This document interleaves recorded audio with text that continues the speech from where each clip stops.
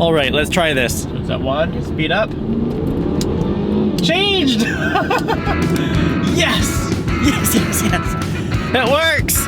After all this time, it works! Oh my goodness, this video has been a long time coming. Welcome back to the channel and welcome to this video. So this one has been long awaited. So in this video, we are going to be setting up my M4 paddle shifters so that they work on my Mini Cooper. So if you haven't yet watched this video right here, how to do the first step, which is putting the paddle shifters into the steering wheel. So after much trial and tribulation, we finally got it working. Hello guys and welcome to the video today. Alright, so in this video, well, welcome back. Alright, so it's been a few months and I think we have the part in, finally.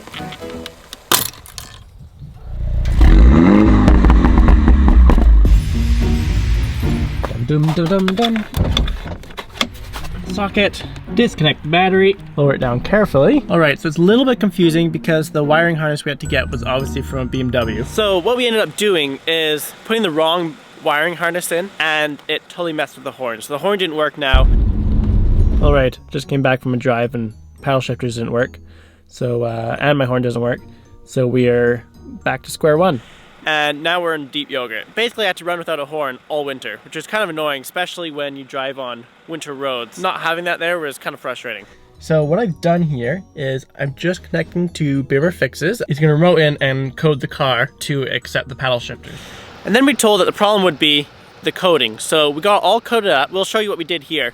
So for those that want to try to do it themselves, all you have to do is change the VO option from 205 to 2 TB, I believe. Don't quote me on that, but 95% sure that's what you have to do. And basically it enables the sports transmission and helps paddle shifters work. So we got it coded up with BimmerFixes and that normally would have solved the problem. But little did we know that it was still the wiring harness that was causing the issue. So once again, this didn't work. And the horn still didn't work. So this is the cable that we're missing. So after we got the coding in, we were told that some cars don't have a wire that runs from SDL behind the steering wheel to the computer of the car. So what we did, we ordered that wire and we just had to wait for it to arrive. And it took a long time. But once we got it here, we started routing it from the steering wheel to the computer on the passenger side.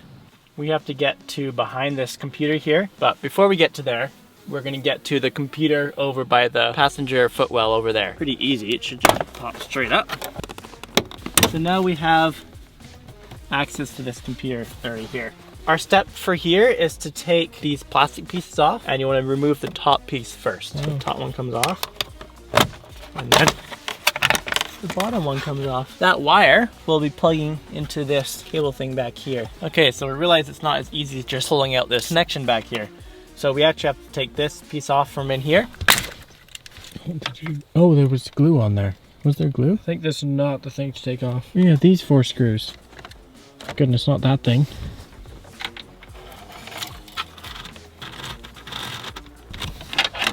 Oh, well, can you take the whole vent off?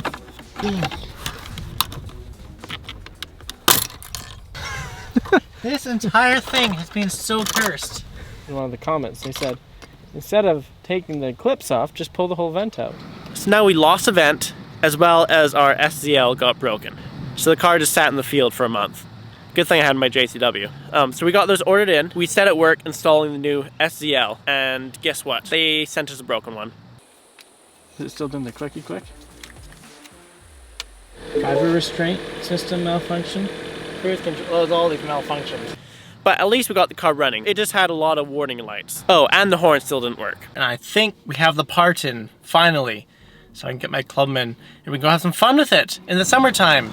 All right, so I went and ordered the part. Turns out it was the wrong part, so another one ordered. All right, phew. You know what this means? Finally got the tools we need to finish this project.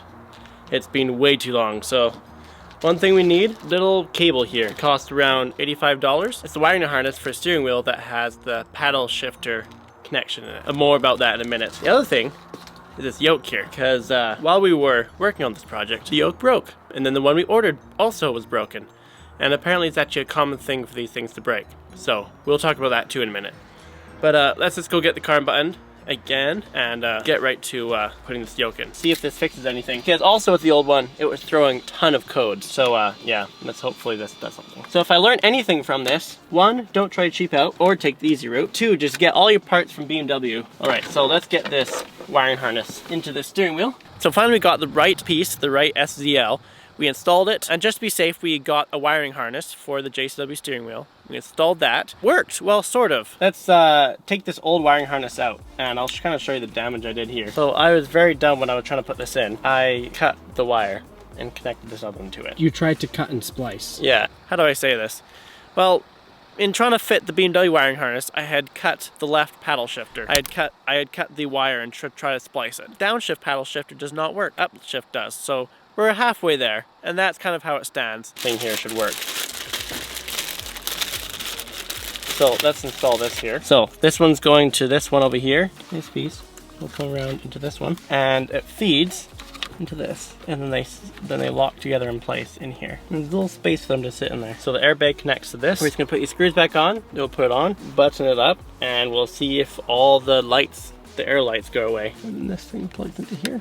The horn does work now, thankfully. What we're gonna do now is we're going to hold the battery terminal on, and if the horn starts going blasting, we have to quickly unplug it. That's what happened if the ground didn't work properly. Ooh, I think it's working. So I think we fixed the horn issue. Hold on to your horses. Oh my goodness, don't do that to me. The horn was there.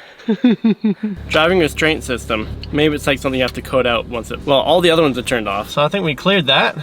And I guess the only thing to do is take it on the road and test it out.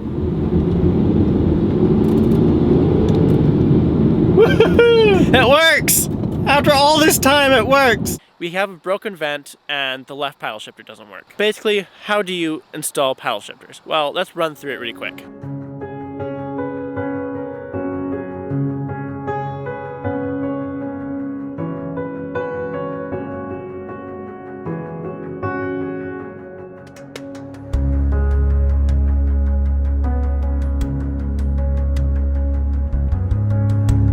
Buy a JCW steering wheel that has the wiring harness installed in it already. Second, all you have to do is install the paddle shifters into the steering wheel like we showed you in the first video. Switch the steering wheels out like we showed you in the first video. All you have to do after that is get it coded. If it doesn't already work, put the airbag back in and you're all set. It's actually as easy as that. Alright, so that's our video for today. We hope you enjoyed. Please hit the subscribe button and like the video if you liked it, and leave in the comments any questions you may have. But most of all, enjoy your day, and we'll see you all in the next one.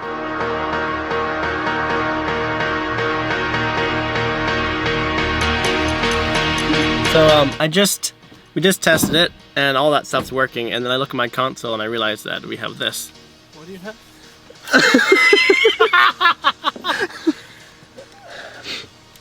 Oh, that wouldn't be good. Do you mind opening up the hood and undoing the... Here we have scatterbrains. Very glad we caught that. That could have been very bad. Could you imagine?